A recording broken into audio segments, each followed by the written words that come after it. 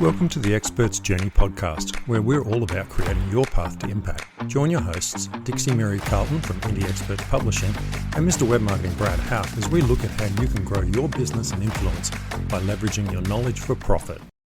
Having a published book may build your authority, but it won't automatically get your book to speak. Conference organisers aren't looking for someone to promote a book. They're looking for speakers who can attract attention, solve a relevant problem, and deliver real value in their audience. In this episode of The Expert's Journey, we explore what organisers really consider when choosing speakers, why your talk needs to go beyond your book, and how to position yourself as the experts their audience needs right now. Good morning, Dixie. Good morning, Brad. How are you today? Good, thanks. Excellent. What a great topic we're going to be talking about today, because one of the biggest frustrations I know most authors have is not getting enough speaking opportunities, and the biggest frustration that most speakers have is not getting enough speaking opportunities. So let's talk about how we can resolve that for some of the people that are listening today. I suppose the first one would be, what problem does your book solve that would also matter to a conference audience? Well, I think that's actually the big sticky point, is actually understanding you need to be there ready to resolve something, to offer something that gives people an opportunity to say, I had that problem, now I think I have a better way going forward to fix that problem. And what many of us fail to recognize is that even when we're writing really good content, we're forgetting to think about what it means to the end receiver of that content, about how it impacts on them positively. What is the biggest problem? What is the biggest fear, frustration, desire, and needs that your readers have? Same thing that your audience has. How do you resolve that?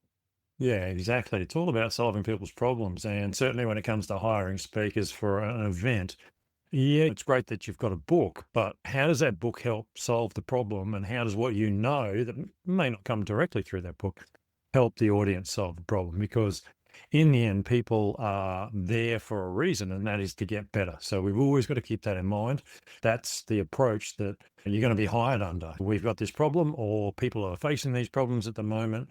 Who can we bring in who can help solve these problems for the people in the room? And that's basically what it comes down to. And I know I sound like a stuck record when I say this, but when you start the book, start with the end in mind.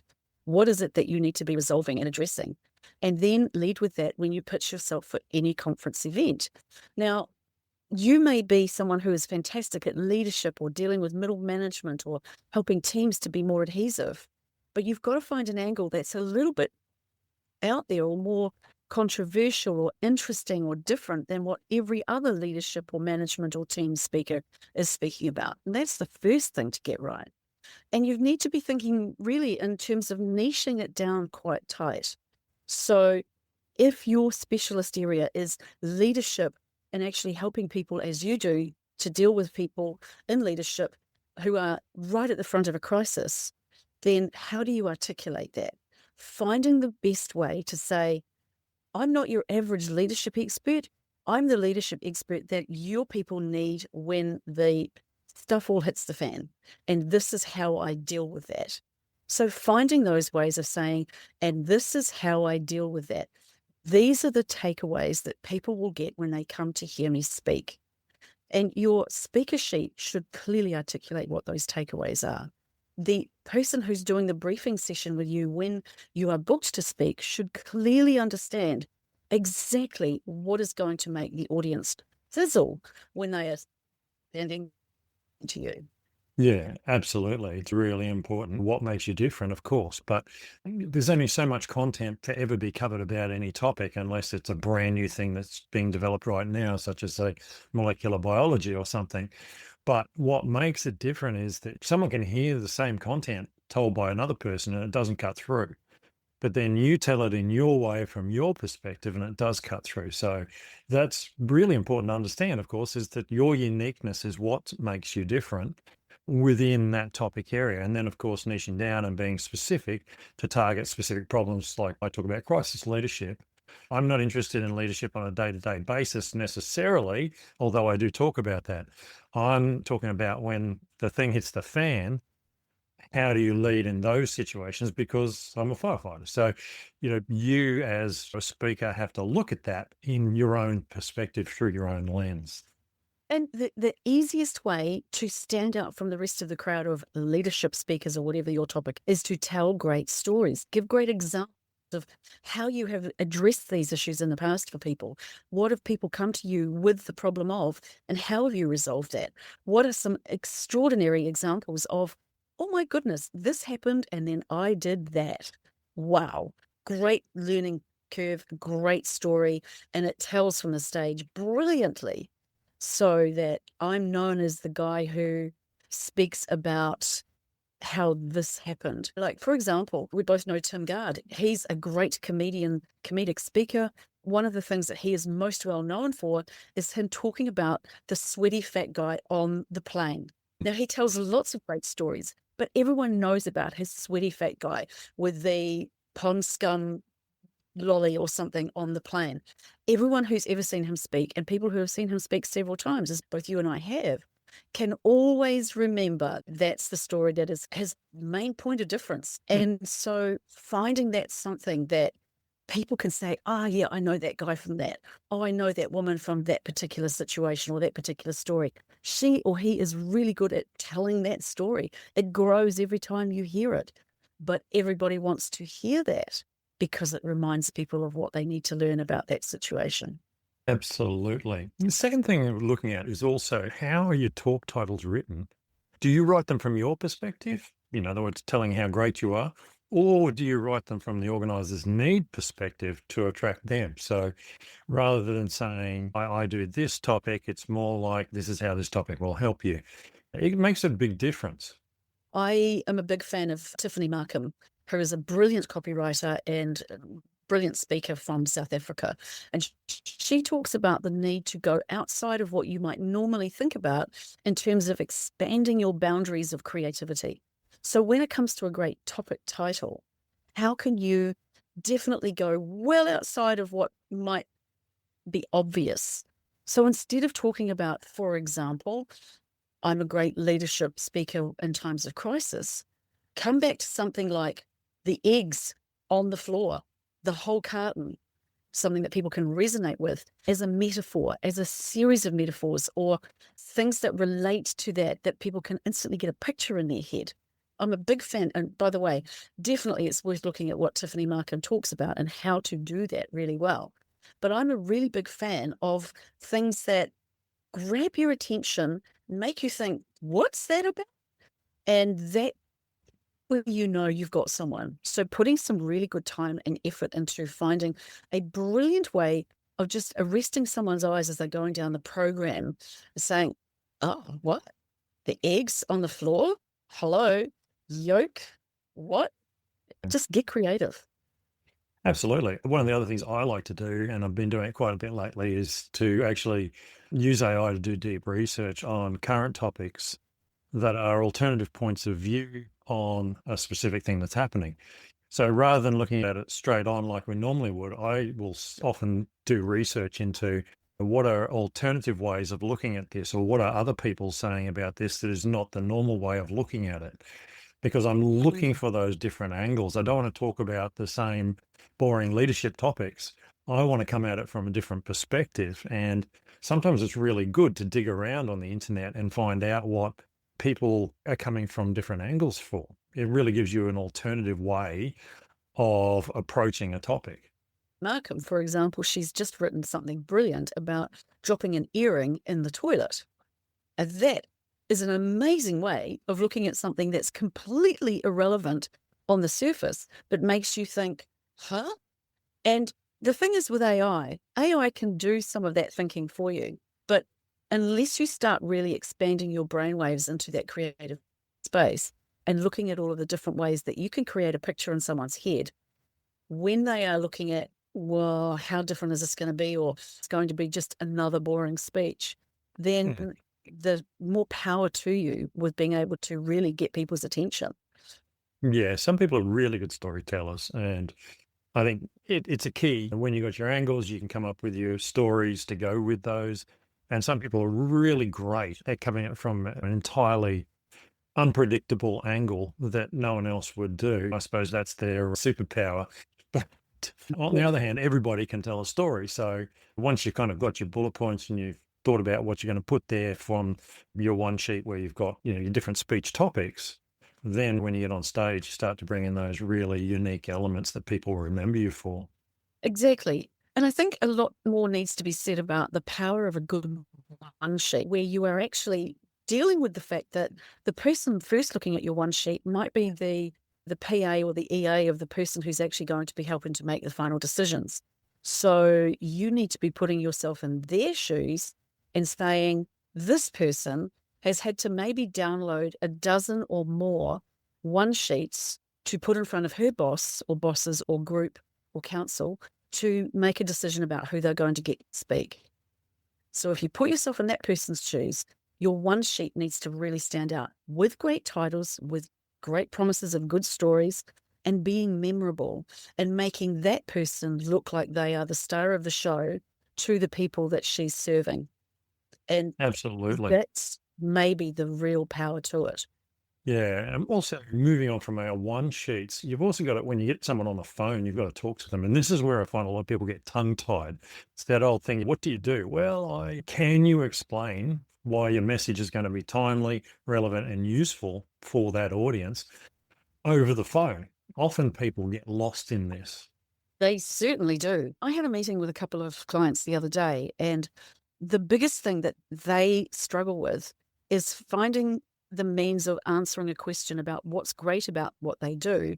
So one of the ways that I like to help people learn how to do that is to say, look, you've got maybe 9 words in a sentence that you need to take that whole paragraph down into being, and you need to practice how that paragraph sounds.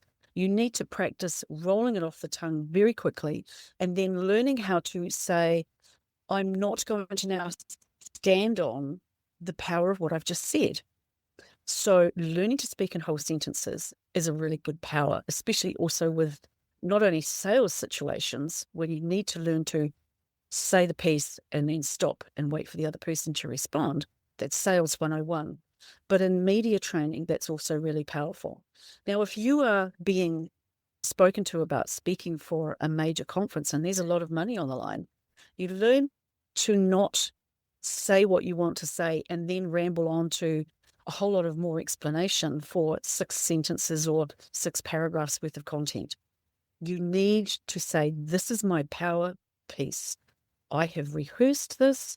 I have the rehearsed extra couple of lines that follow from this. Now I have said it in such a way that I'm inviting you to ask me what that means. And I will tell you, the person who's interviewing me, exactly how this works for them. And this doesn't happen automatically. It doesn't roll off the tongue every time you do it. You have to write it, you have to learn it, and you have to practice it.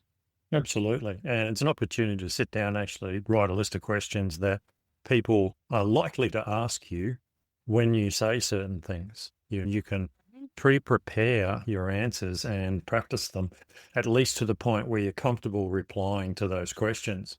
That's certainly part of sales. There's no doubt about that. We have that dealing with objections. And I learned very early in sales that you deal with objections up front. So you build them into your presentation or you build them into what you say so that you overcome those issues, but there will always be other questions. So it's worth taking a bit of time and saying, okay, what have I been asked in the past? What other questions might people ask? And maybe even talking to some other speakers and finding out what are some common questions you get asked. Because as you move from, say, speaking to small groups to conferences to major international events, you may be getting asked different levels of questions.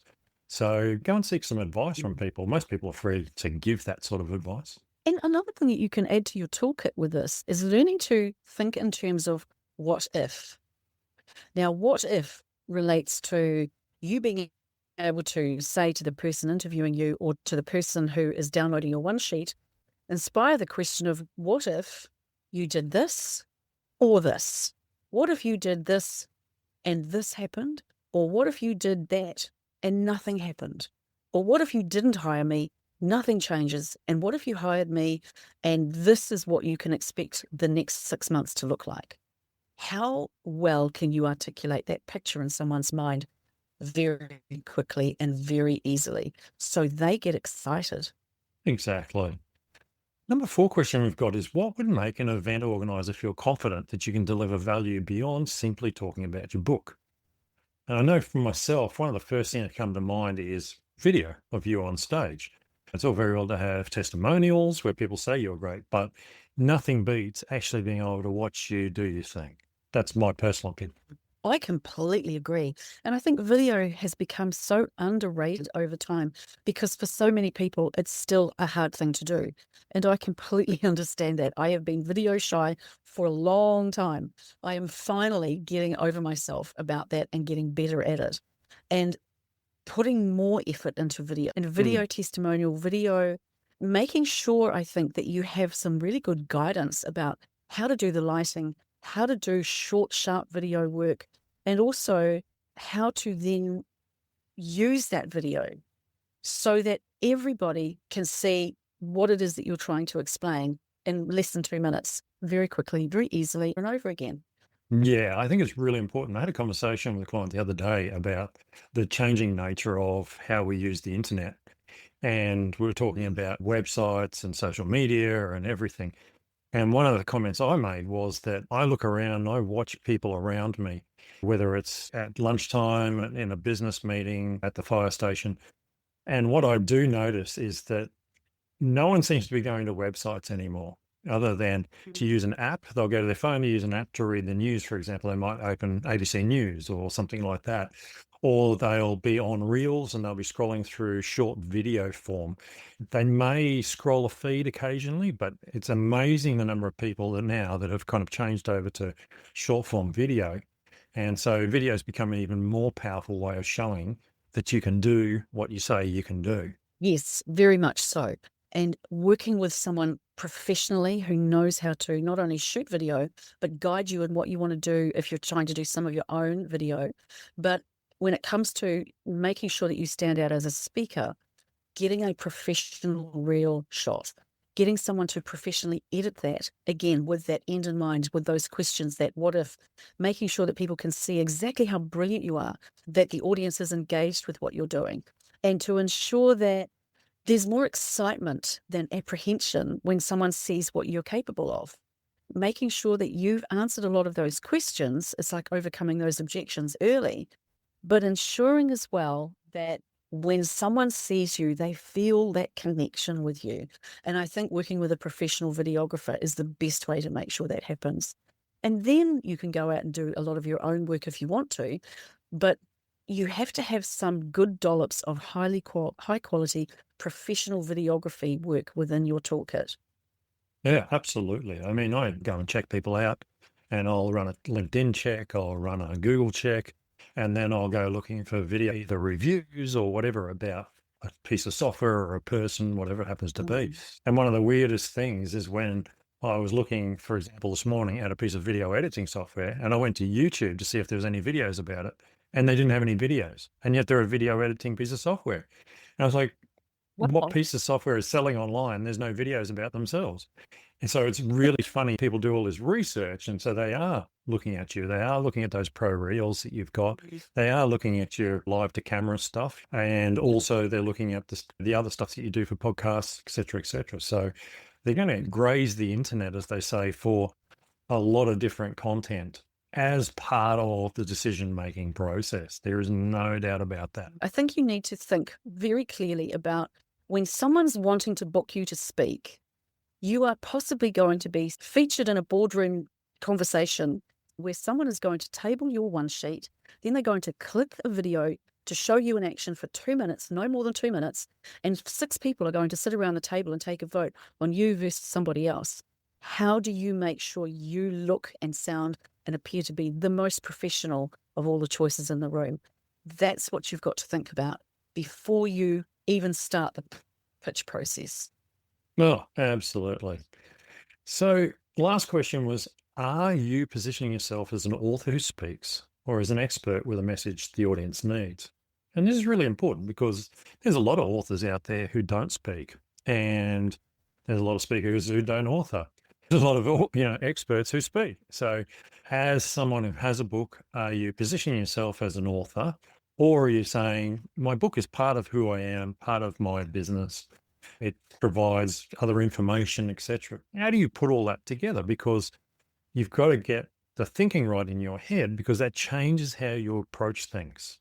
And again, that comes back to starting with the end in mind and that whole ecosystem concept that we've talked about in the past. Your book needs to serve as part of your ecosystem. You need to have the book, the topic, the message, the speaking, the workshops, everything needs to be aligned. If you are really going to stand out as the expert who also has a book, who also speaks, who also does podcasts, someone who is an expert with all of these boxes ticked is going to be the person who's booked far more often and far more consistently for good fees than someone who doesn't have all of those things ticked off and everything in alignment. Because this basic tenet of branding is that if you confuse your market, you turn your market off. So don't confuse people. Keep everything well aligned and clear and crisp and clean and take out all the guesswork. Absolutely. And look, if you're an author who speaks, that's fine. There's nothing wrong with that. I mean, there's plenty of fictional authors, for example, who go out and speak at little events and read a bit of their book. And it's a very good way to promote your book if that is your focus of authoring. But if you decide that you're an expert and you want to go out and speak, you need to make sure that your message is online, that it reaches your audiences and it fits those audience needs that speaker bookers are definitely looking for. Well, there is so much alignment in non-fiction authoring and professional speaking. It goes together in parallel. And if you are not willing to be a speaker, but you want to be an author, or if you want to be a speaker, but not put content out in other forms and on other platforms, you are leaving so much money on the table. Absolutely. So your book may open the door, but your message is what gets you onto the stage. Conference organisers need to see that you understand their audience, can solve a problem that matters, and will deliver value beyond simply talking about your book. So don't just ask whether your book makes you an expert, ask whether your message makes you the right speaker for this audience at this event right now. This episode has you thinking about writing a book, but you're not sure how to shape your ideas. Reach out to Dixie at indieexpertspublishing.com. She can help turn what's in your head into a clear, compelling book that builds real authority. And if you want to become number one online, then contact me at bradhouck.com. I can help you with your website and lead generation. Wonderful. And of course, if you love what we've been talking about, share it, review it, promote it. We're always happy to have the feedback and greatly appreciate your being part of our journey as part of the expert's journey. So until next time, take care. Have a great week, Brad. Bye.